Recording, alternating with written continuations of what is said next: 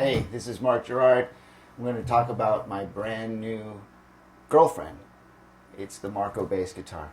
This last January at NAMM, I was fortunate enough to meet the maker of these beautiful basses, Marco Cortez, and his family. And it was just a great experience, of course, but the bottom line is, in terms of what I found, is his beautiful bass. I have been a Fender advocate for all my life, basically, as you can see.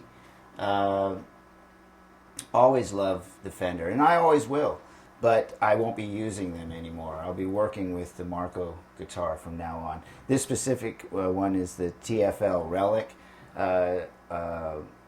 This is the first one he's made for me. He's got another one on its way, which I'm really excited about as well. Basically, I don't need to talk about it. Most of the people who have the Marco guitar, who's in the Marco family, pretty much knows about this bass. It's got its own unique color. It's kind of a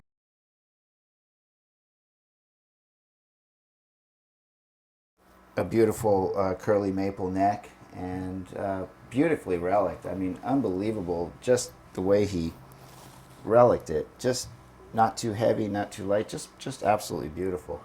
But the most important reason I'm going with the Marco guitar is because the action is really good. I've always played, but realized that when I play his guitar, I don't have to work so hard. And with these, going back and playing a Fender bass, I do have to work harder, and I just don't want to do that anymore in my old age. So basically, this bass lets me play more fluent, faster, and takes a little getting used to, but I'm really enjoying the sound. And it open, pickups all the way open.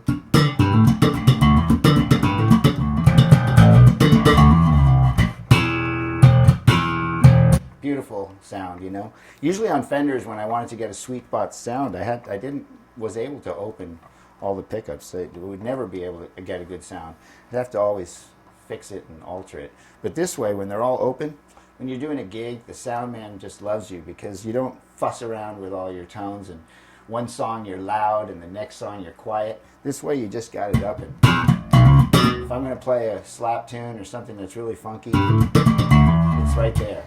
And if I want to play something that's more, like a Jocko tone, more woody, all I have to do really is just pull back on the neck, pick up just a little bit, and then all of a sudden it's all barky. You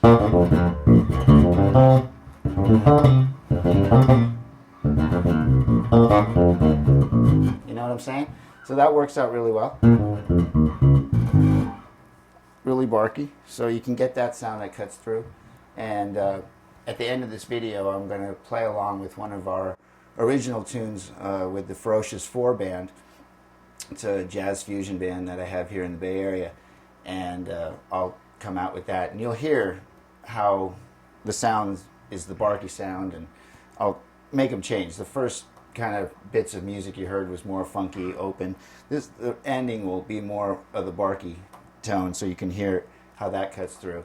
But really, just a fantastic bass. I'm basically, like I said, I love the Fenders, and I'll keep them around. I've got a few for sale. You'll see them on Facebook if you want to check them out. But I'll be touring and working with the Marco bass guitar from now on. It's just so friendly. Even the bandmates just noticed the difference right away. Everything cuts through. It sounds cleaner. They hear me better, and they say I play better as well, and I feel I am. Every day I feel better about my playing, but it accelerates a lot when you're playing a Marco bass. So in any event, I'm going through a GK. That is my amp of choice right now. I also featured a Relic itself. This is the SWR Super Redhead. It's a 212, a 210 with a little horn. The GK is the same thing. It's a 210 with a little horn. So they're kind of pretty much the same. This is pretty modern, maybe 4 or 5 years old. This is about 23 years old, probably came out in the early 90s. You're hearing everything just with the 210s on top. The tone is drastic. It's unbelievable. The GK is a great sounding, clean sound, but really what makes this amp work for me is the contour button. There's a contour button here that really makes this bass sound fat. If you take it off, it sounds like very mid-range. It lost all its bottom. Hear that? And then now it's more, feels more deep and fat. If I plug this in, you're going to hear that same kind of tone without the contour. Hear that? But it's...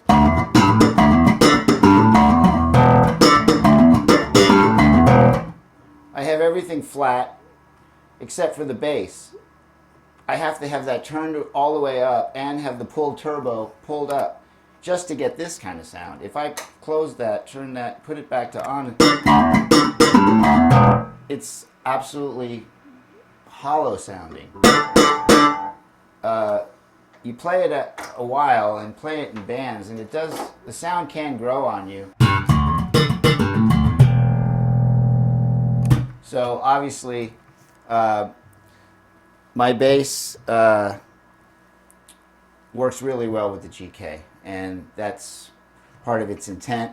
So it's a good match, and I usually take this 210 with me on most of my very small gigs. If I have something bigger, I just add one of the 410 cabinets and just have 610s running through. So it works out really well. I want to say thanks to everybody, to DV Shooter Productions for putting this all together for me. And I want to, of course, thank Marco Cortez for his beautiful instrument and just his beautiful character and personality. And I want to thank everybody else, all of the people I met at NAMM, the bass hang, Steve at the bass hang, everybody else that was out there, all the bass players. They were badass and good people too. So this is the first video that I'm basically talking about the Marco bass guitar. We will follow up with other videos. When my next bass Relic comes in a week or two, I'll shoot another video with that one. Going to be a beauty as well. And we'll be talking about other instruments as well. On a prior Facebook video, I did post some other basses that were here, like a F bass and a real nice Paul Reed Smith bass that's going to come back. We'll do some videos with that and test it out and see how deficient they are to the Marco bass guitar. But anyway, just wanted to sign out. Thanks everybody for hanging out at the bottom line. This is Mark. Peace out.